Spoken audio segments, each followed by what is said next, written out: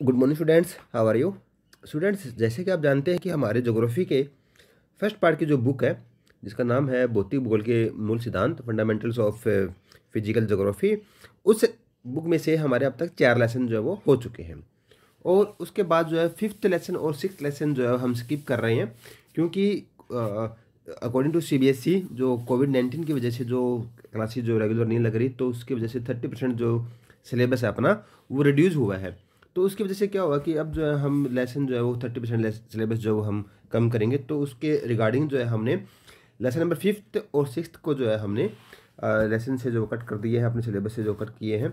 तो अब हम देखते हैं कि आज का जो लेसन है हमारा लेसन नंबर 7 है, जिसका नाम है भू आकृति तथा उनका विकास। यानी कि जो हमारे हम भू आकृति के बारे में हम पढ़ेंगे कि जो हमारी जो लैंडस्केप है उसके बारे में पढ़ेंगे और उसका डेवलपमेंट जो वो कैसे होता है। देखो बच्चों, क्या होता है कि भू आकृति, जैसे कि आप लोगों ने देखा है कि जो भूमि की जो आकृतियाँ हैं, जो जो हमारे जो सरफेस के ऊपर जो हम देख रहे हैं, जिस पर हम रहते हैं, उसको जो है हम जैसे कि उस पार्ट को, उसमें हमने देखा कि बहुत तरह की जो आकृतियाँ जो यहाँ पर बनती है। फॉर एग्जांपल जैसे कि यहाँ पर माउंटेन बनी हुई है, उसके अंदर वी शेप की वैली है, कोई गार्ज है, कोई यू शेप वैली है, मैंडर्स है, ऑक्सबो लेक है, या प्लेन एरिया है। तो ये जितनी भी जो आकृतियाँ जो है हम जो देखते हैं, उन आकृतियों को जो है वो डेवलपमेंट कैसे होता है, उनकी जो शेप है वो कैसे जो डेवलपमेंट होती है। तो हम इस लेसन के अंदर जो ना ये चीज़ें जानेंगे कि जो धरातल के ऊपर जो हमें जो भूमि की जो शेप दिखती है, उस शेप का जो डेवलपमेंट है वो कैसे होता है। तो आइए अब हम देखते हैं कि इस लेसन के अंदर जो है कौन कौन सी आकृतियों के बारे में और किस किस तरह से जो है उनके फोर्स की वजह से जो है ये सब चीज़ें बनती है।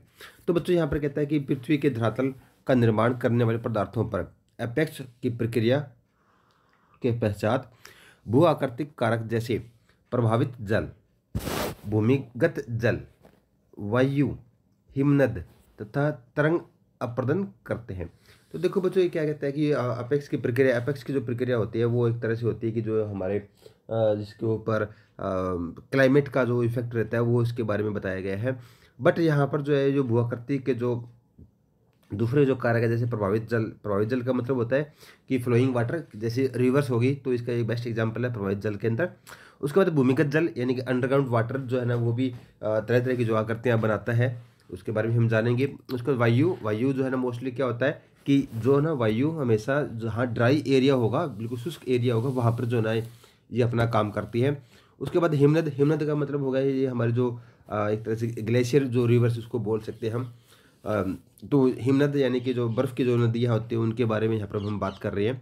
उसके बाद है तरंग अपरदन, यानी कि जो समुद्र के अंदर जो उठने वाली जो तरंगे हैं, उन तरंगों की वजह से क्या होता है कि जो हमारे जो समुद्र के जो किनारे के जो पार्ट है वहाँ पर जो है वो अपरदन की प्रक्रिया करते हैं और तरह तरह की जो आकृतियाँ बनाते हैं।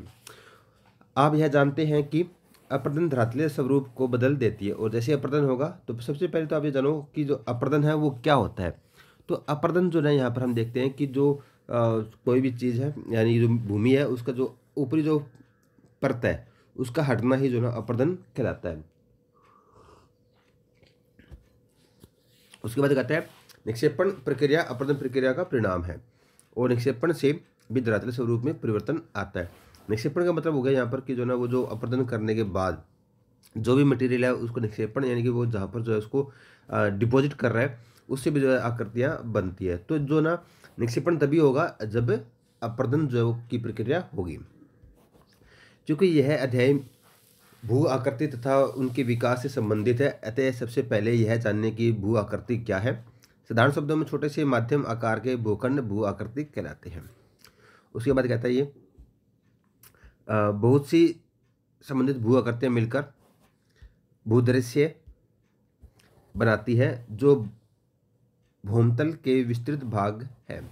प्रत्येक भू आकृति की अपनी भौतिक आकृति, आकार, पदार्थ होते हैं जो कुछ भू प्रक्रियाओं एवं उनके कारकों द्वारा निर्मित हैं। अधिकतर भू आकृतियाँ प्रक्रियाएं धीमी गति से कार्य करती है, इस कारण इनके आकार बनने में लंबा समय लगता है। देखो बच्चों, कोई भी भू आकृति अगर बन रही है, अगर उसमें टाइम लग रहा है तो इसका मतलब क्या होगा कि जो ना वो एक नेचुरल प्रोसेस है और उसके अंदर जो ना हम कुछ भी इंटरफेयर नहीं कर सकते, या फिर जो है ना वो चीज़ें जो है वो इस हमारी अर्थ की जो लाइफ है उसका एक एक हिस्सा, एक प्रक्रिया है वो, और वो होती रहेगी। लेकिन कई बार क्या होता है कि कुछ भू आकृतियाँ क्रियाएँ जो ना वो एकदम से जल्दी हो जाती है, फास्ट हो जाती है, तो उससे प्राकृतिक आपदा भी जो है वो उत्पन्न हो जाती है। उसके बाद आगे कहता है कि जलवायु संबंधी बदलाव तथा वायु राशियों के ऊर्ध्वाधर अथवा क्षितिज संचलन के कारण भू आकृति प्रक्रिया की गहनता से या स्वयं से ये प्रक्रियाएं स्वयं परिवर्तित हो जाती है, जिससे भू आकृतियाँ रूपांतरित होती रहती है और विकास जो है का यह अर्थ भूतल के एक भाग में एक भू आकृति का दूसरी भू आकृति में या एक भू आकृति के रूप से दूसरी भू आकृति के होने में जो है अवस्थाओं में से परिवर्तित होती रहती है। नहीं, एक अवस्था है उस अवस्था के बाद अगली जो अवस्था आएगी उनके अंदर परिवर्तन होता रहता है, उस परिवर्तन को जो हम यहाँ पर विकास कहेंगे। इसका अभिप्राय है कि प्रत्येक भू आकृति के विकास का एक इतिहास है, यानी कोई भी अगर भू आकृति अगर हम देखते हैं तो उसके पीछे एक उसका इतिहास है, एक जो उसका पास्ट रहा है और जिसकी वजह से जो है ना वो आज इस टाइम जो वो आकृति हमें दिख रही है। उसके बाद कहता है एक स्थलरूप विकास की अवस्थाओं से गुजरता है और जिससे तुलना जीवन की अवस्था जैसे युवावस्था, प्रौढ़ावस्था और वृद्धा अवस्था से की जा सकती है। यानी कोई स्थलरूप जो बन रहा है उसका जो विकास हो रहा है वो जो जिसे हमारा जीवन है कि इसमें युवावस्था भी आती है, प्रौढ़ावस्था भी आती है और उसके बाद वृद्धावस्था भी आती है। तो ये अवस्थाएं भी जो है उसी तरह से जो भू आकृतियों का जो विकास हो रहा है वो भी जो है इन्हीं अवस्थाओं में से होकर गुजरती है।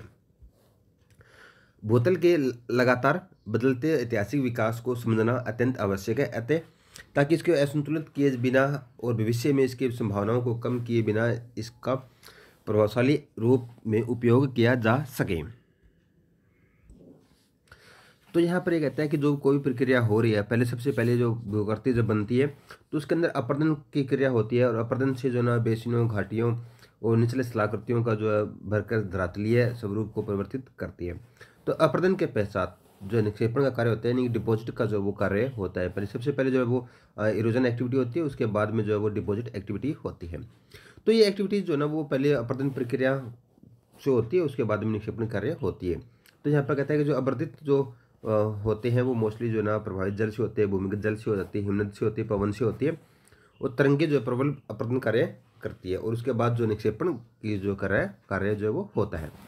तो उसके बाद ये कहता है कि जो ना नेक्स्ट हमारा ये कहता है कि जो भू आकृतियाँ हैं वो लंबे समय तक कार्य करते रहते हैं, यानी अपरदन की जो प्रक्रिया है वो ये नहीं है कि 4 दिन होकर जो बंद हो गई। ये प्रक्रिया जो है सैकड़ों साल तक चलती है और ये चलती ही रहेगी जब तक जो है ना उसकी अंतिम अवस्था या प्रौढ़ावस्था ना आ जाए, जिसके परिणाम स्वरूप आगे कहता है कि जिसके परिणाम स्वरूप स्थल रूपों का अनुक्रमिक विकास होता रहता है, यानी कि एक स्टेप बाय स्टेप जो है उनके अंदर चेंज आते रहते हैं। प्रत्येक भूआकृति कारक एक विशेष प्रकार का सतल रूप समुच्चय बनता है। यही नहीं कि प्रत्येक प्रक्रिया व कारक अपने द्वारा बनाए गए सतल रूपों पर अपनी एक अनोखी छाप छोड़ती हैं। आप जानते हैं कि अधिकतर भूआकृतियाँ प्रक्रिया बहुत धीरे धीरे होती है, जो कि हम महसूस नहीं कर सकते, इतनी धीरे जो प्रक्रियाएँ होती रहती हैं। यह परिणाम कुछ और नहीं अपितु सतला रूप और उसकी विशेषताओं है, अतः इन सतला रूपों का अध्ययन ही हम इनकी प्रक्रिया द्वारा कारकों के विषय में जो है वो जान सकते हैं और ये किस प्रकार जो निर्मित होती है इनके बारे में हम जान सकते हैं। तो बच्चों आज के लिए इतने ही। नेक्स्ट वीडियो के अंदर जो हम देखेंगे कि जो कोई भी स्थलाकृति है उसके अंदर जो प्रौढ़ावस्था, वृद्धावस्था या फिर जो हमारी युवावस्था के बारे में हम जानेंगे। तब तक के लिए student thank you and have a nice day.